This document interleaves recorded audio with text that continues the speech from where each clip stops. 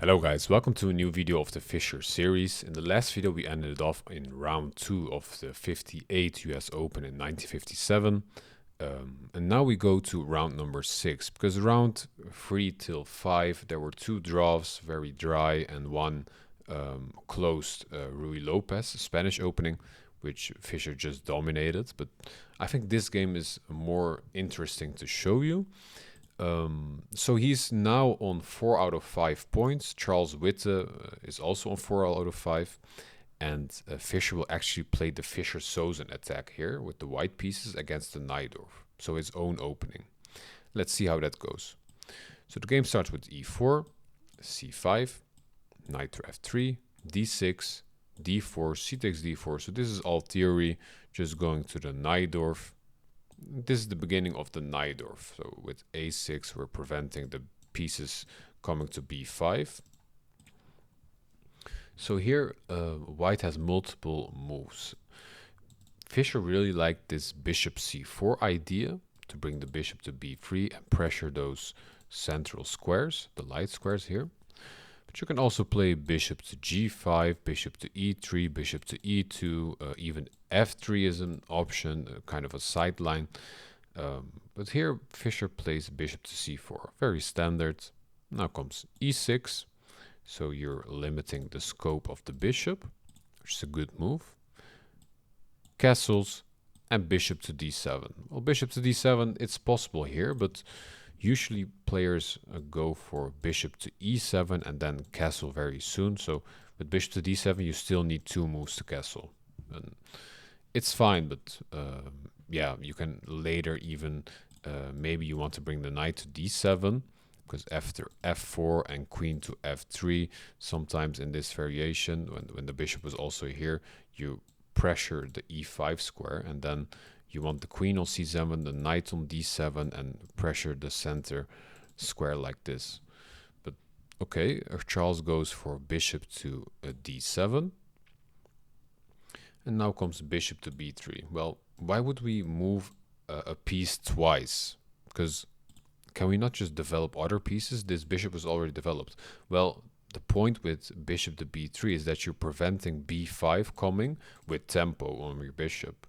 When we play the bishop to b3, now if you play b5, we still have another move to do, and we don't have to do a reactive move. That's just a gain of time. Now comes bishop to e7, wanting to castle soon, bishop to e3, and castles. So this is a very standard, normal Fischer-Sozin attack opening. So nothing spectacular here. And now comes f4. And f4 is a really nice move. We're taking away, we're getting some pressure on the e5 file, so maybe we want to push later on. We're also maybe preparing to go for a really nasty kingside attack. So here, there's actually only one really good move you have to know when you're playing against the Fischer-Sozin attack with black, and that's knight to c6. You really have to play knight to c6 here. Why? Well, after knight to c6, we pressure the center. And when one player attacks on the flank, you should always try to attack back on the center. And not only with pawns, but also with pieces. So with knight to c6, when g4 would come, that would really not be a good move. We simply have knight takes d4, bishop takes d4, and now we have e5. After f takes e5, d takes e5, we can either bring back the bishop to f2, or we can even take the pawn. But after taking the pawn, we have knight takes g4. And you can see you can really pressure the bishop. We can get a fork here on the queen and the rook. So this would be really losing for white. So that's why you really need to play a knight to c6 here to pressure the center and prevent g4 from coming. We're also with knight to c6 gaining some extra attention on the e5 square. So, but here Bobby Fischer plays queen to c7. And while this also takes some control over e5, it doesn't pressure the center. And now we can play g4. Because now no one is threatening to take the knight away. For example, if you try to kick the knight away with e5, which yeah, it's not a good move, because now we simply have, first we can even bring the knight here, but that would not be a good move yet because the knight's defending that square. So first we bring the knight to f5. Now the bishop really has to take. Bishop takes, e takes, and then we will just march forward with our pawns, and this would be a really dangerous kingside attack. For example, e takes f4, bishop takes f4. We have this pressure on the pawn. You cannot move it forward. After we play g5, the knight has to go back. We can bring the knight to d5 and pressure the queen. So you cannot really play e5 here. And besides, there's not really a good move here. If you play, for example, b5, it's too slow. We can already play g5 and attack your knight. So that's also a problem here. So what can black really do? Charles decides to play king h8, since he doesn't really have a good move here. How sad that sounds, but he's already in a very bad position. Now comes g5 anyway, knight to g8, and after knight to g8, we play f5, simply going for the kingside attack. If you take, I take back, and then I will pressure even more, and it would get really dangerous. So Charles is like, okay, I don't want to take and give you this. This would be really dangerous. So let me just push e5 then. But after pushing e5, since the knight is gone here, we have this beautiful outpost. And an outpost is a square in which adjacent pawns from this pawn cannot kick away the piece. So after knight to d5, there's no pawn which can attack this piece anymore. So it's an outpost. We're attacking the queen. Queen has to go back to d8. And now simply knight to f3 because it was under pressure. And look how beautiful this position looks for Fischer. All our pieces are really active except this rook, but black is way less active. I mean, look at all those pieces boxed in and doing literally nothing. So this is a beautiful position, but converting is also a really important part. You can get a nice position, but how do we convert this? Well, first Charles plays bishop to c6. He wants to get rid of this beautiful knight, which is logical. But now comes bishop to b6. So we're pressing the queen. Here Charles should play queen to d7 to defend this pawn. He decides to play queen to c8. Now we play a knight takes e7, a knight takes e7, and the pawn falls.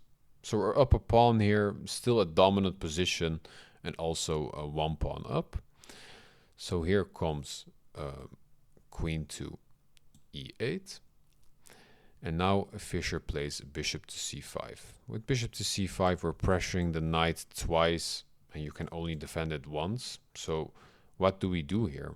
Well, here Charles plays b6. And for white, there are multiple moves here. We can bring the bishop back to a3, or we can even bring it to b4, but then we would just give you time to develop your pawns any further. So then bishop to a3 anyway. We still keep this pressure. But Fischer doesn't need this. He thinks, okay, you're pressuring my bishop, but how about f6? You can take the bishop, but then I will simply take the g7 pawn, not even take your piece. And if you take back, now I have queen to h8, h6, sorry. And when you move back your king, we have this amazing move, g6. You cannot take with this pawn because the bishop is pinning it. And if you decide to take with this pawn, we have this deadly mate, unstoppable. And even if you take with the knight, we still have this crazy mate. So there's nothing you can do, even after c4, simply taking. Like, there's nothing much you can do. This mate is coming. So after f6, which obviously Charles didn't expect, he expected maybe the bishop to go back, he goes a knight to a g6, saying, okay, I saw this variation, let me just go that way then. But now f takes g7 anyway, and after f takes g7, king takes g7, queen to f6, check, king has to move back, only square. And now you can see the bishop can take the rook, so we're a pawn up, and now we're also an exchange up.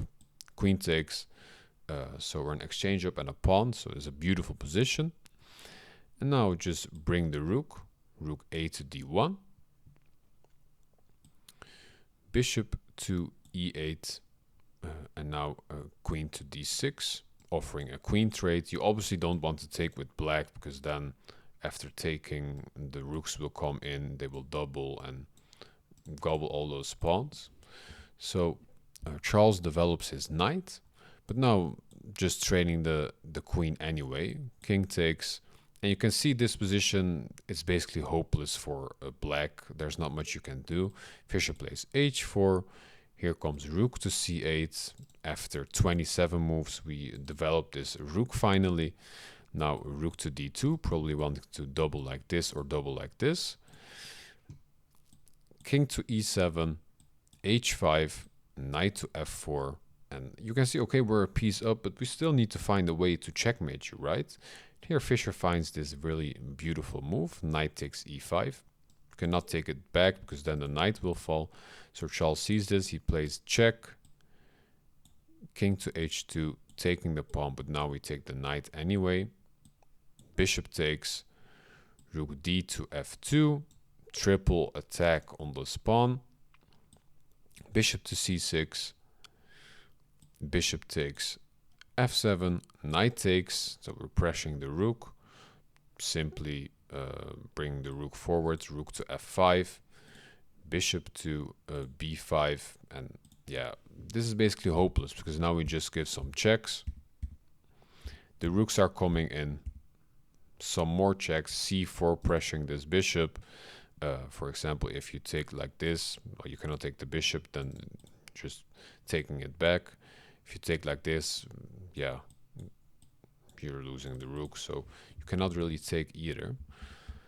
So after knight takes, we first take the bishop, bring the rook back, check, and after this move, Charles resigned the game.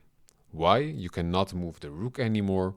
If you try to defend it, we simply just exchange everything, and this would be losing because you're not on time, and we will make a queen. So this was round 6. We'll look at one more game of this tournament and see how Fischer eventually won the US Open. But you can really see, even this game was around 95 accuracy. Fischer didn't make any mistakes, and he really knows this opening very well. But as black, you should remember, try to bring the knight to c6 earlier to pressure the center. Thank you for watching, and I'll see you on the next video. Bye bye.